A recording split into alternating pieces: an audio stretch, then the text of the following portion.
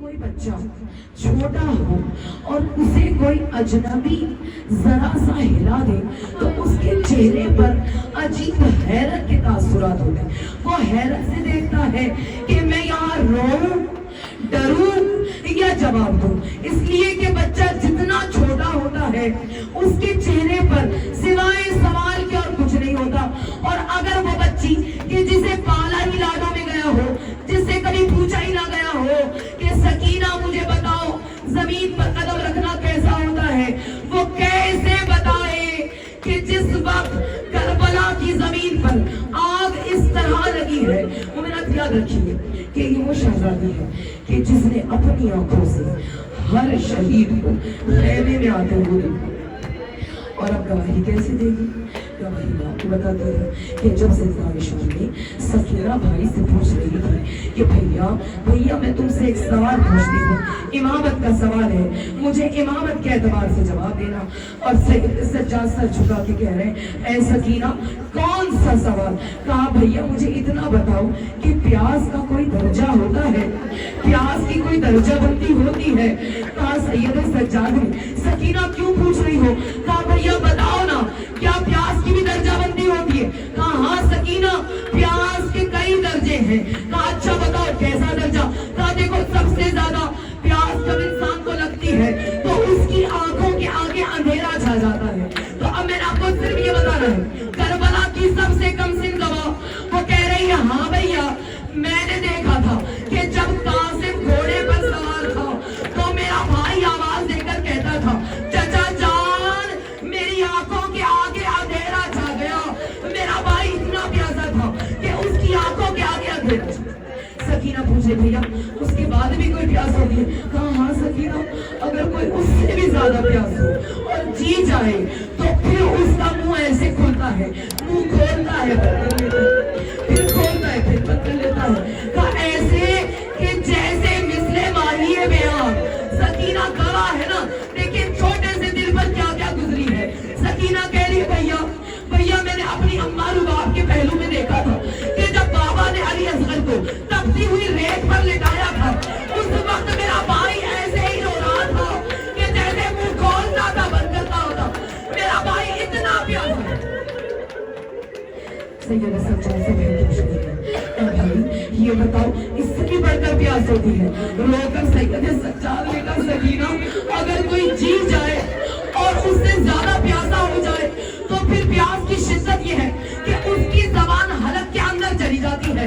معصوم سکینہ گواہی دے رہی ہے اے میرے بھیا میرا بابا اتنا پیاسا تھا کہ جب کربلا میں علی اکبر لوٹ کر آیا اور کہا کہ بابا اگر مجھے ایک بوند پانی مل جاتا تو میں ان لشکر کو تمام کر دیتا. ایسے میں میرے بابا نے کہا تھا سید سجاد میرے بابا نے کہا تھا علی اکبر تم اپنی زبان کو میرے دہن میں رکھو.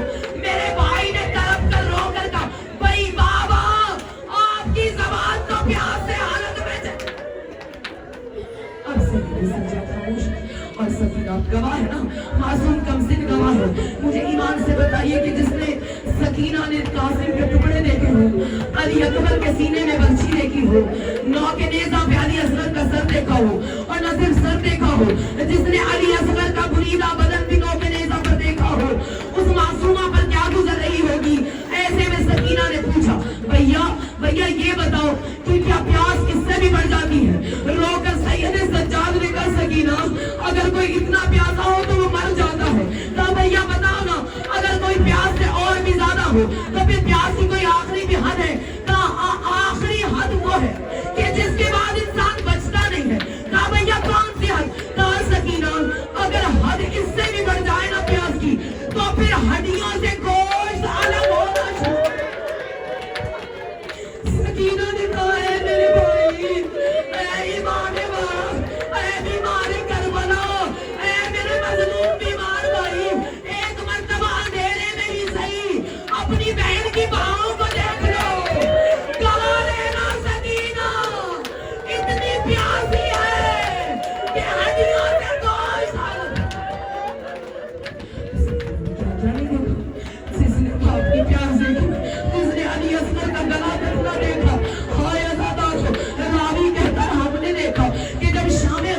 میں سکینہ کو ہوش آیا تو کیا دیکھا کہ زمین لرز رہی ہے. کہا پھوپھی اماں زمین کیوں لرز رہی ہے؟ سکینہ کو اشارے سے زینب نے کہا سکینہ اس طرف دیکھو. اب جو معصومہ نے دیکھا تو کیا دیکھا کہ ایک سر ہے جو نو کے نیزہ پر بلند ہے. رو کر زینب نے کہا سکینہ ارے تیرے بابا کا سر کٹ گیا. راوی کہتا ہے ہم نے دیکھا کہ ادھر سر حسین کٹا, ادھر چاروں طرف سے لوگ کہتے ہیں نا ایک خیمے کو آگ لگائے, ایک سے دوسرا خیمہ نہیں, چاروں طرف سے اشکیاء نے خیام حسینی کو آگ لگائی. ارے ہر بیوی کہتی تھی اے آقا زادی بتاؤ کیا کرے, ارے جل کے مر جائے یا باہر نکل جائے. ہر بیوی کو زینانی کہہ رہی ہے, سب زینب کہہ رہی ہے باہر نکل جائے. ہر بیوی باہر نکل رہی ہے, مگر مجھے بتاؤ جب بچہ چھوٹا ہو چاروں طرف آگ ہو تو وہ نکلے کیسے؟ وہ نکل نہیں سکتا. ہاں ایسا ہی ہوا سکینہ کے ساتھ, ہائے نکلنے میں دیر ہوئی, اسی لیے تو دامن میں آگ لگ گئی. جب چاروں طرف سے آگ تھی سکینہ نکلے تو کہاں سے نکلی؟ اب جو نکلی نا بچی تو اب کیونکہ میں نے آپ کو آگے تک بتانا ہے اس لیے آہستہ آہستہ بتاؤں گی. دامن میں آگ ہے. راوی کہتا میں نے دیکھا کہ ایک بچی چلتے ہوئے خیموں سے نکلی, مگر جو میں نے اسے دیکھا تو اس کے گھٹنے میں آگ تھی. مجھے اس بچی پر ترس آیا, میں نے چاہا کہ اس کی آگ کو بجھا دوں تو اس بچی نے کہا اے شیخ میرے قریب نہ بڑھو, میں سیدانی ہوں, زہرا کی پوتی ہوں. میں نے کہا اے بی بی آپ کے دامن میں آگ ہے اور جب تم دوڑتی ہو تو یہ آگ کے شعلے اور بلند ہو جاتے ہیں. اس نے کہا کہ اے شیخ اگر مدد کرنا چاہتا ہے تو مجھے نجف کا راستہ بتا دے. میں نے اس بچی سے پوچھا اے بی بی نجف کا راستہ جان کر کیا کرو گی؟ کہا کہ میں اپنے دادا کو بتاؤں گی. دادا تمہاری پوتی کے دامن میں آگ لگ گئی. وہ شیخ کہتا ہے میں ابھی دیکھ ہی رہا تھا, اتنے میں ایک دیو حامد کا دوالا سکینہ کے قریب بڑھا. کہا ایک دیو کا مد عربی شمر کا خد اور کہاں سکینہ کا قد. وہ کہہ رہا میں دیکھ رہا تھا خیمے سے کچھ بیویاں اس معصومہ کو اشارہ کر کے کہتی تھی سکینہ واپس دوڑو. اتنے میں نے دیکھا اس شمر ملعون نے سکینہ کی زلفوں میں ہاتھ ڈالا اور صرف زلفوں میں ہاتھ نہیں ڈالا, ایسا تماچا مارا جس کا گواہ سید سجاد میرا بیمار امام کہتا ہے اے لوگوں تم نے کبھی 4 سال کے بچے کو بے ہوش ہوتے دیکھا؟ مدینے میں آ گئے تھے, لوگ پوچھتے تھے سکینہ کا کیا ہوا, سکینہ کیا ہوئی؟ تو امام کہتے تھے اے لوگوں تم نے کبھی 4 سال کی بچی کو غش کھاتے دیکھا ہے؟ لوگوں نے کہا نہیں ہم نے نہیں دیکھا.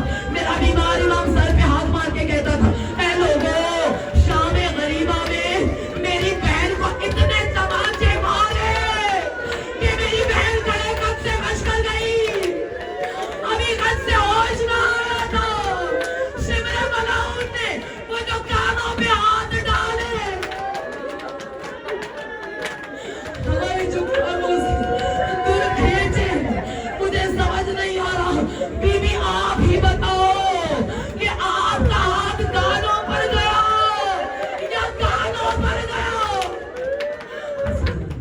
12 محرم بھائی اب جو زنجیریں بندنا شروع ہوئی, رسیاں بندنا شروع ہوئی, ایک ایک مستور کے گلے میں رسن ہے, ایک ایک معصومہ کے گلے میں رسن ہے, یہاں تک کہ رباب کے سینے سے سکینہ لگی بیٹھی ہے. راہ کوفہ ہے, میں اس لیے بتا رہی ہوں عمر کم ہے مصائب زیادہ ہے, کیونکہ شب شہادت شب پرسہ ہے نا, اس لیے بتا رہی ہوں اگر آپ تھک جائیں تو پھر میں آپ سے کہوں گی سلام ہو اس معصومہ پر کہ جو باپ کو رونے کے لیے ایک گھر سے دوسرے گھر میں جاتی اور تھکتی نہیں. تو اب راہ کوفہ رباب کی گود میں سکینہ, اب جو اونٹ دوڑے نا جہاں اتنے بچے گرے تو پھر سکینہ بھی گر گئی.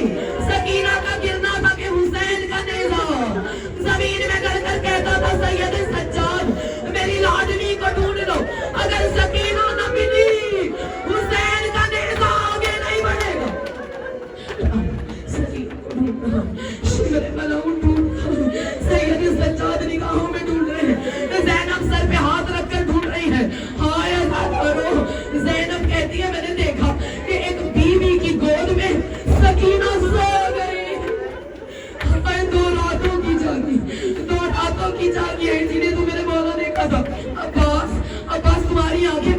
रही हैं, तुम्हारी आंखें बंद होने के बाद वो आंखें जो तुम्हारे सकून में सोती थी, ए अब्बास वो आंखें अब सो न सकेगी। राय कूफा है। ज़ैनब ने देखा कि एक मस्तूर है जो सकीना को गोद में लिए बैठी है। रोकर ज़ैनब ने कहा, ए बंदा खुदा, ए बीबी, तेरी मेहरबानी कि तूने एक यतीमा पर मेहरबानी की, मेरी यतीमा को अपनी बाहों में सुलाया। हाय अज़ादारो, सर पर हाथ रख के फातिमा ने कहा, ज़ैनब क्या इतनी मुसीबतें पड़ी, अपनी माँ को न पहचानो। अब जुल्फों से घसीट कर बशीर वालों उस मकाम पर लाया कि जहाँ पर नेमना के नेज़ा पर सर हुसैन था। हाय नेज़े पर बाप का सर, नेज़े पर बाप का सर देख रहा है। सकीना के गाल पर ऐसा तमाचा मारा। अब ज़ैनब के साथ सकीना को हिसार में लिया है जनाब ज़ैनब ने। जब ताज़ियाने आते हैं ना तो भी अपनी पुश्त पर लेकर सकीना को बचा रही है, मगर हाय कितना बचाए। जब 12 मुहर्रम को रस्सियां गलाइयों में बन जाए और गले में रस्सी बन जाए, मुझे बताइए बच्चा जितना छोटा है उतने उस हिसाब से अगर किसी चीज को उसके बदन पर रख दिया जाए तो वो कुछ अरसे के बाद उसके बदन का हिस्सा बन जाता है। हाय अज़ादारो, यही वजह है कि सकीना के बदन पर रस्सी रखा नहीं गया था, कसकर ऐसे बांधा गया था और सिर्फ बांधा नहीं गया था। मैं आपको मसाइब बता रही हूँ कि सिर्फ बांधा नहीं जाता था, हर मंजिल पर कैदियों को खींचा जाता था। जब कैदियों को खींचा जाता था गले की रस्सियां भी खिंचती थी, हाथों में बंधी बाजुओं में रस्सियां भी खिंचती। यही वजह है, मैं जल्दी से बता दूं आपको, दरबार शाम में जब यजीद ने इस मासूमा को देखा, तारीख के जुड़िए, यजीद ने देखा कि ऐशे ऐसा कर इस बच्ची के हाथों की रस्सियां खोल दे, इस बच्ची की गले की रस्सी खोल दे ताकि ये बच्ची कुछ गुफ्तगू कर सके। हाय अज़ादारो, सलाम हो रुबाब पर जो अपनी बच्ची को देखती रही। जानती है आप जिस मोड़ पर जनाब सकीना को तमाचा लगता था ना, कभी सकीना रुबाब का चेहरा देख कर रह जाती थी, कभी माँ की तरफ देखती थी, कभी भूमि का चेहरा देखती थी, कभी सैयद सज्जाद को हज़रत से देखती थी। कोई शिकवा बीवी जबान पर नहीं लाई।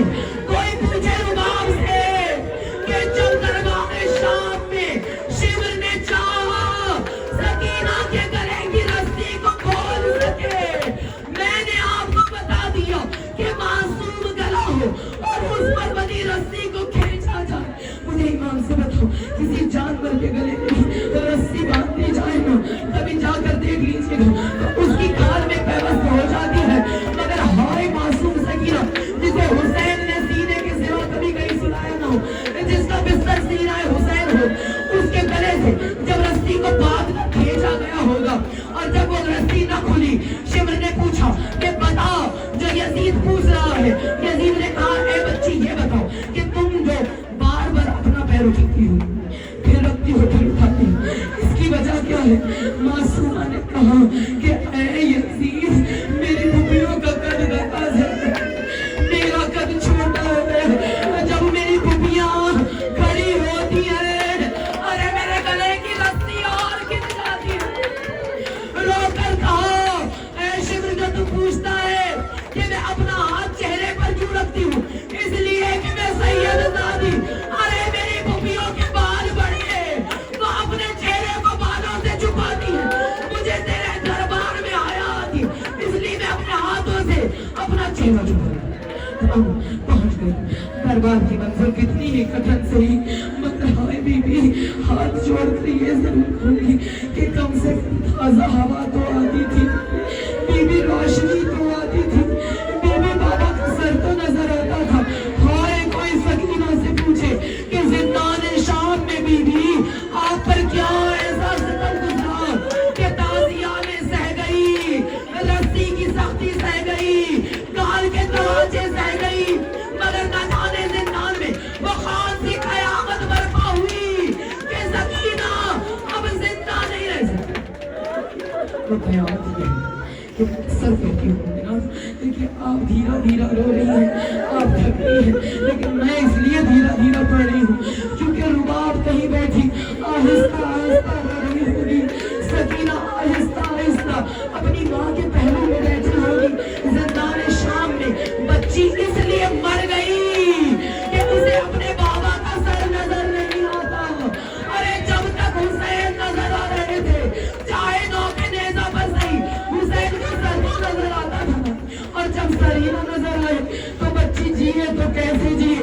یہی وجہ ہے کہ زندان شام تھا، تاریکی تھی، نہ ہوا تھی نہ پانی تھا۔ جانتی ہے 3 دن کے بعد زندان میں پانی آتا تھا۔ اب میں آپ کو تفصیل بتانا چاہتی ہوں تاکہ آپ گھر جا کے رو لیں۔ یہاں پر تھک گئی ہوں تو گھر جا کے آپ کو سمجھ کہ سید سجاد کی غربت کیا تھی۔ ہائے عزیزاں کو 3 دن کے بعد اہل بیت کو پانی ملتا تھا۔ ایک روز سید سجاد نے زندان میں دیکھا کہ جناب زینب بیٹھ کر نماز پڑھ رہی ہے۔ بیمار کربلا نے کہا پھوپھی اماں، میں نے کبھی آپ کو بیٹھ کر نماز پڑھتے نہیں دیکھا، اے میری پھوپھی میری جان آپ پہ قربان ہو جائے، پھوپھی اماں اشاروں سے نماز کیوں پڑھ رہی ہے؟ رو کے زینب نے کہا اے میرے اللہ، جو کھانا اور پانی آتا ہے وہ اتنا کم ہوتا ہے کہ میں اپنے حصے کا بھی اہل بیت کو دے دیتی ہوں۔ تیری پھوپھی 10 روز سے باتوں میں ہے، اور میں آپ کو بتاؤں کتنا کم پانی آتا تھا کہ جب سکینہ مر گئی پیغام بھیجا تھا جناب زینب کے، خبردار ہم کسی غیر پہ غیرت کا ہم احسان نہیں لیں گے، ایسا کر جو اہل بیت کو پانی بھیجتا ہے نا 10 روز کا پانی ایک ساتھ بھیج دے، ہم اسی پانی سے معصومہ کو غسل لیں گے۔ اتنا کم پانی ملتا ہے، اور سکینہ نے قسم کھائی ہے عباس کے بعد علی اصغر کے بعد سکینہ پانی نہیں پیے گی۔ ہمارے ہزاروں زندان آتے ہیں، زندان نہیں آئی قیامت آ گئی ہے، زندان نہیں ہے یہ شب شہادت نہیں ہے، یہ زینب و کلثوم و سید سجاد کی آزادی کی رات ہے، وہ جو خود مر کر تمام سادات کو آزاد کروائے گی۔ یہی تو میرا مولا رو کے کہتا تھا سکینہ تم مر گئی، سکینہ تم مر گئی، ہمیں آزادی دے گئی، زندان ہے زندان ہے۔ بس میں مختصر کر دوں، زندان وہ رات ہے کہ جہاں سکینہ بڑی بے چین ہے، اور یاد رکھیے کہ فقط 2 یا 4 راتیں ہیں جو زندان میں اسیروں نے گزاری ہیں، اور اسیروں نے طریقہ یہ تھا کہ میری بیوی جب دن نکلتا تو زندان کے دروازے پر آ جاتی تھی، اور جب زندان کے دروازے پر آتی تھی نا تو زندان کے دروازے پر عورتیں جب گزرتی تھی تو جناب سکینہ بین کرتی تھی، اور جب بین کرتی تھی تو عورتیں قریب آ کر بیٹھ جاتی تھی، اور جب قریب آ کر بیٹھتی تھی تو پوچھتی تھی اے بچی تو اتنی چھوٹی ہے بتا تجھ پہ کیا گزری؟ کبھی کہتی تھی آؤ میں تمہیں بتاؤں کہ میرے 6 ماں بہن والے پہ کیا گزری، کبھی کہتی تھی آؤ میں تمہیں بتاؤں علی اکبر پہ کیا گزری، کبھی کہتی تھی آؤ میں تمہیں بتاؤں میرے بابا پہ کیا گزری، یہاں تک کہ جس رات سکینہ کی قبر بن گئی اگلے روز شام کی عورتیں آئی، عورتوں نے آ کر پوچھا اے بیمار بتا وہ بچی کیا ہوئی؟ بیمار کربلا نے کہا عورتوں میں تمہیں دکھاؤں، زندان کے ایک کونے میں سید سجاد نے ایک چھوٹی سی قبر دکھا کر کہا اے عورتوں وہ جو تمہیں کہانیاں سناتی تھی میری وہ بہن رات کو مر گئی۔ بس زندان آیا، زندان کا وہ منظر عجیب ہے، تاریخ نے لکھا ہے کہ سکینہ کو نہ جانے چین نہیں آتا، کبھی اٹھ کر بھائی کے پاس، کبھی اٹھ کر پھوپھی کے پاس، کبھی اٹھ کر رباب کے پاس، آخر رباب نے کہا ہے میری لاڈلی سکینہ آؤ میں تمہیں سنا دوں۔ سکینہ نے کہا اللہ اماں کیسے سناؤں گی؟ کہا آؤ میں تمہیں سینے سے لگا کر سنا دوں، آؤ تمہیں کروٹ سے سنا دوں۔ معصومہ نے کہا اماں میں سوتی ہوں تو میں اگر کروٹ سے سوؤں میرے کانوں کے زخمات تماچے مجھے سونے نہیں دیتے، اماں اگر سیدھی لیٹ جاؤں پشت کے تازیانے سونے نہیں دیتے۔ ہائے زدہ سینے سے رباب نے بچی کو لگایا، نہ جانے کون سا پیر سکینہ کی آنکھ لگی، ابھی چند لمحے نہیں گزرے تھے کہ روتی ہوئی میری بیوی تڑپتی ہوئی اٹھی، اٹھ کر کہا اماں میرا بابا مجھے لینے آ گیا، بس یہ جملے سنتے تھے یہ جملے سننے تھے تو حرام برپا ہوا. زینب سمجھ گئی, رو کر کہا سکینہ, سکینہ یہاں تمہارے بابا تو نہیں آئے.